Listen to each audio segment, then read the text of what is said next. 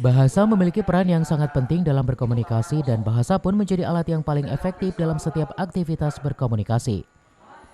Bahasa sangatlah diperlukan oleh setiap manusia agar dapat menyampaikan apa yang ada dalam pikirannya.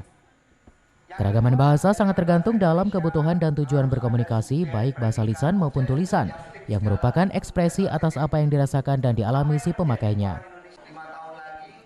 Seiring majunya peradaban manusia termasuk di Indonesia, banyak cara yang dipilih dalam menyampaikan bahasa di dalam berkomunikasi tersebut.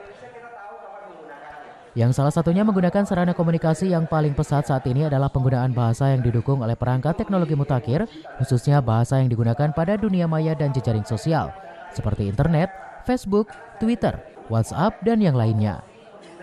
Penggunaan bahasa di dunia maya dan jejaring sosial inilah yang patut mendapat perhatian para praktisi dan pemerhati bahasa, apalagi di tengah kemunculan fenomena bahasa alay yang makin merasuk di kalangan remaja yang didukung oleh kemutakhiran teknologi dewasa ini.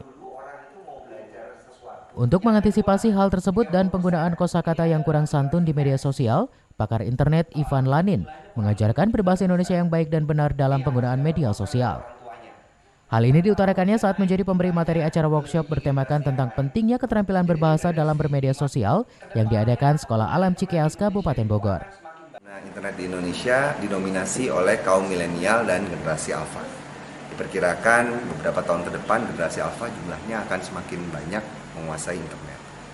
Jadi, kita perlu menyiapkan generasi ini untuk bisa berkomunikasi dengan cara yang baik melalui media internet yang makin lama itu makin tidak bisa kita elakkan.